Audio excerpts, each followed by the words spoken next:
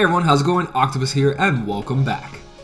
Okay, I've been missing for a while, I've been really busy, but we had the week where we were farming Lux like crazy, and my party was going hardcore, so I helped them out as much as I could. We ended up making 21st place. We were 21st place in Vulps, and that is amazing. Congratulations to my whole party. A lot of you spent a lot of time on this, and you kept all the raiding spirit up. Congratulations, enjoy the gold crown. For the week, we are the Royal Squad. The Royal Squad instead of Seesaw Squad, because we couldn't fit it. So congratulations to everyone in the party, you did an amazing job. Alright, what this video is about is I want to talk about high score challenges and a couple tips to help you actually compete in them and making top 1000. Sorry. So I made a video a long time ago, it's a little older so nobody really watches it. It's called High Score Challenge Tips, I think. Something along those lines. But I basically explain my thought process of the game and how I actually play it. Now for that, I want to show you my medals and exactly what I'm talking about. Now everyone has a problem with chip dales, SIDS, and now mirrors. Now the thing, you can see I have a ton. I got plenty, I can do what I want, whenever I want. And this is because you don't spend your chips, you don't spend your dales, and you don't spend your SIDS anytime you want. Now, that takes away from playing the game you want to, but honestly, a lot of us are playing for high score challenges. A lot of us are playing for those new medals that you can only get in a high score challenge like Jack and Sally, so a lot of us don't want to miss those. A lot of us want to make top 1000 or top 2000 to get a good chunk of those medals, or even top 200. So this goes towards anyone playing this game. If you want to be competitive, sorry, my throat's gone. If you want to be competitive in this game, you want to be able to like save, and you need the you need to resist yourself from spending all this stuff on anything. Now, how I go about it, the reason I have all these here is I only use these when I'm doing high score challenges. Same thing goes for my skills. It's not going to show if I put all that, I think. As you can see, my skills, I save them. I save them until I need them. I've had Attack Boost 3 here sitting for a while. I have APP sitting here, Attack Boost 2 sitting here, Poison, Paralysis, all that. I really gotta do something about my throat. Alright. Now, the only time skills should be put on medals if you want to focus on high score challenges. You can put them on any medal that you're actually using, like defense boosts should be on your boost medals, like your Karis, Answer Them Wise, Illustrated Kari, anything that's just a strength booster. VV, Diz, Piglet, Pooh, all that. All that should have defense boost on it, and I prefer it that way. But the game is changing, so that is changed a little bit. I'll get into more detail with that, but if you want a defense boost, it's good to put on one of those medals. Now, when it comes to these new, let me see if this is one of them, like Sleep Plus, Paralysis Plus, and Poison Plus, they're not giving a lot of these. And I know a lot of people saying they nerfed them, but they're not that bad. They are nerfed, but it's not to a point where you can't use them. These have been saving me so much during this high score challenge. I made it quite really far with them because of that. I'll be like, have enough SP, but I won't be able to hit the second turn because the helicopter fleet knocks me out in that one turn. But if Paralysis Plus or Sleep Plus lands on him, then I'm good. Then I can do it next turn and take him out in 2 turns. Now, since there's not so many of these skills, like Skill Plus, Paralysis Plus, or even just the normal skills, your Poison, Paralysis, and Sleep by themselves with no plus on it, a lot of new players and a lot of other players don't have that many of them, and you keep needing them for high score challenges. Now, I have a little trick where I've been doing this whole time.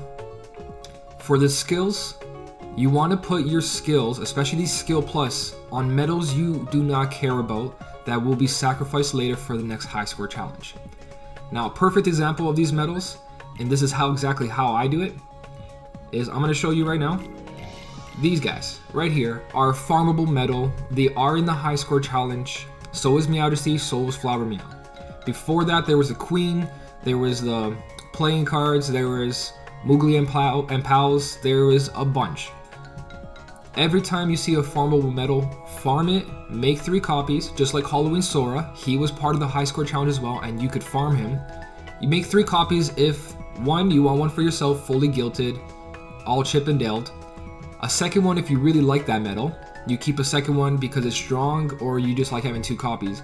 And then you make a third copy, the one you're going to sacrifice to the next high score challenge. So let's take Halloween Sora. I made 3 copies of him.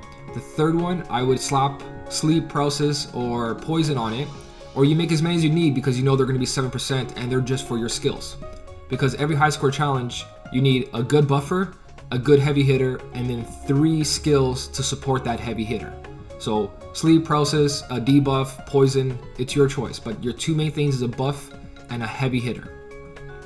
So what you do is the third Halloween Sora, you would put the skill you need for that high score challenge on it, use it, make your high score, make top 1000, and the next high score challenge before it comes out, there's a farmable medal. Sometimes and most of the time, you farm that medal, make an extra copy of that medal that you're going to sacrifice, grab your Halloween Sora, throw it on that medal, and now you have that skill still. Now you don't have to worry about gaining another skill, especially the skill plus. So if I had skill plus during Halloween Sora would have paralysis plus, I would now sacrifice that Halloween Sora to give a Meowdesty or Flower Meow or Meow Wow a paralyzed plus. So that way I can keep transferring it and not losing anything from my personal collection and still gain a 7% boost towards the high score challenge. So it is very, very smart way of playing. This way you don't have to rely on Cena giving us a bunch of plus skills or skills in general. You can just keep transferring that 7% bonus with that skill. So that is a great way to keep all your skills. As you saw, mine are all there because I don't need to use them unless I'm stuck in the game. That is another key factor. If you're not stuck in this game and you're completing quests, then why do you keep upgrading medals? Now, yes, it's fun, it's great to have all these powerful medals, but half of the time they all sit there. And a lot of them become outdated, and now you just wasted a bunch of chips and dales on medals you don't need. So the way I play the game is I don't chip and dale everything. Now I did, don't get me wrong, I chip and daled everything I got.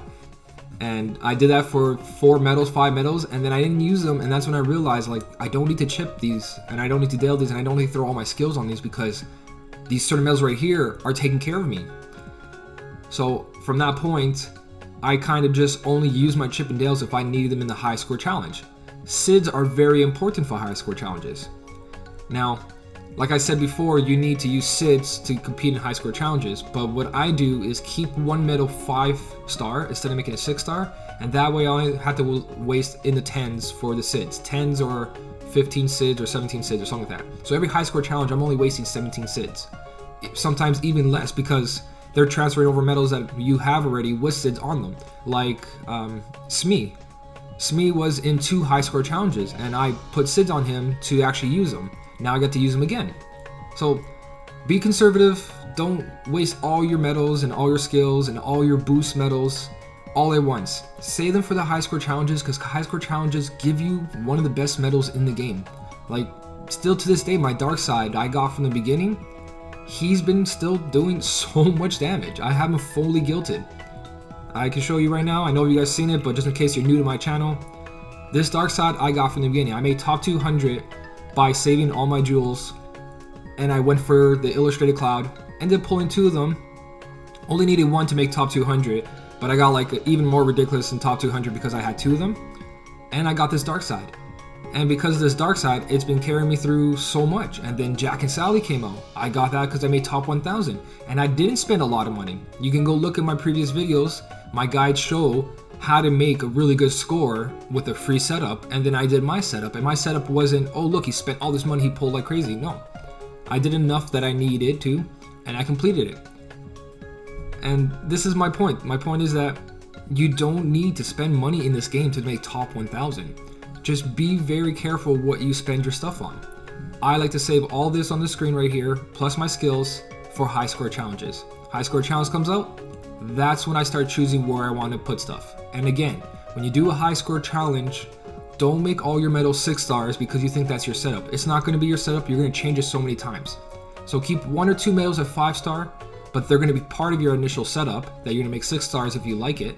Go through that stage. If you can pass it, or you feel that setup is very comfortable and you know you can make it to the end with that setup, that's when you start adding chips and dales and SIDs.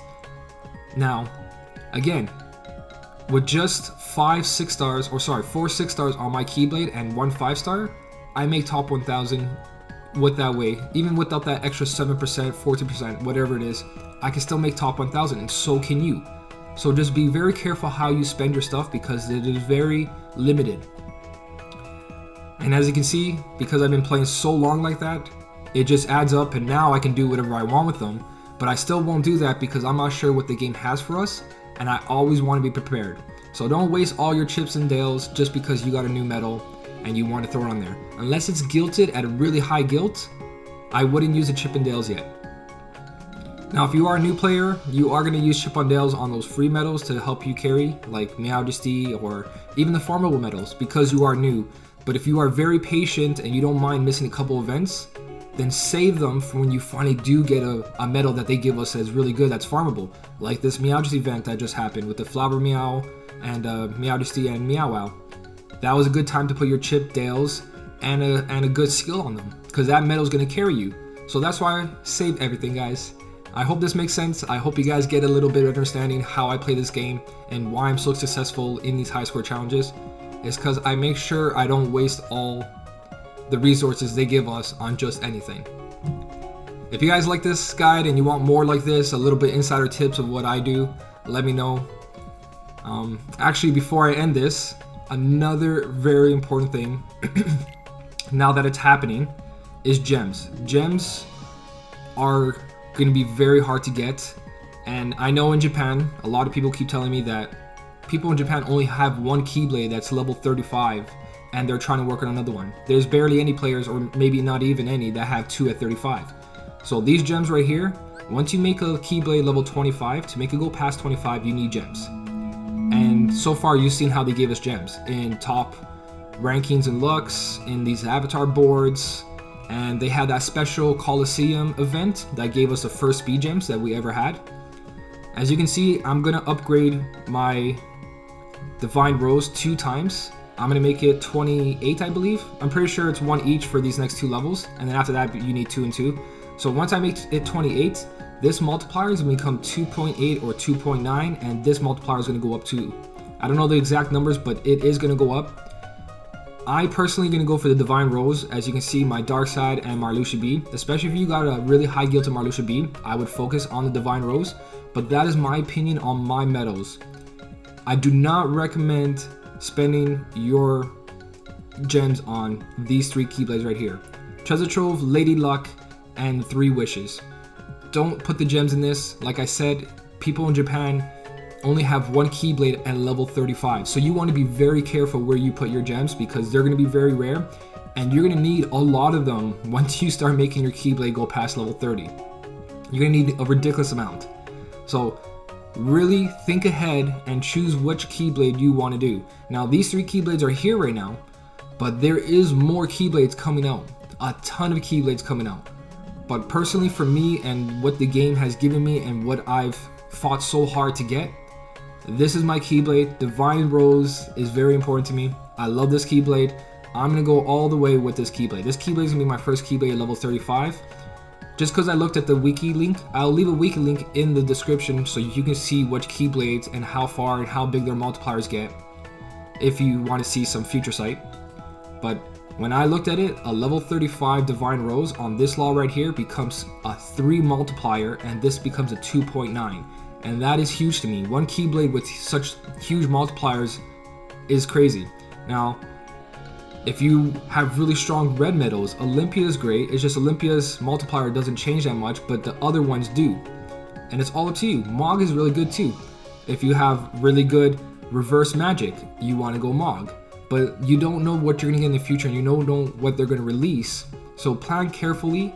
I've seen a lot of stuff already, and to me, Divine Rose has been helping me so much. So I'm going to stick to Divine Rose, and you're going to see me upgrading my Divine Rose to 28 by the end of this high score challenge, way before the end of the high score challenge, because I'm going to use that to get a high score and try to grab myself a Maleficent and more Peats.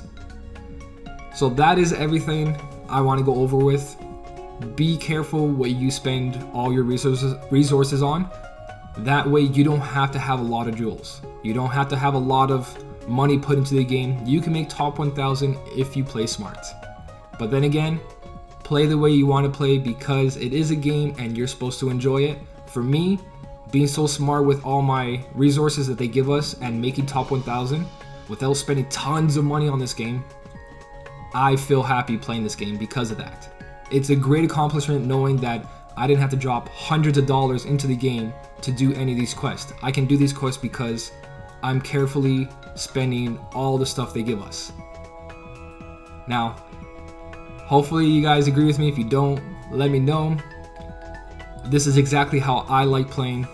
If you like playing this way too, let me know. Let's talk about it in the chat. If you want some extra advice or you need some help or you're wondering if this is worth it or not worth it, let me know in the comments, and I do comment back to everyone. I try to, at least. Don't hold me to it. But as always guys, thanks for watching, and I'll see you in the next one.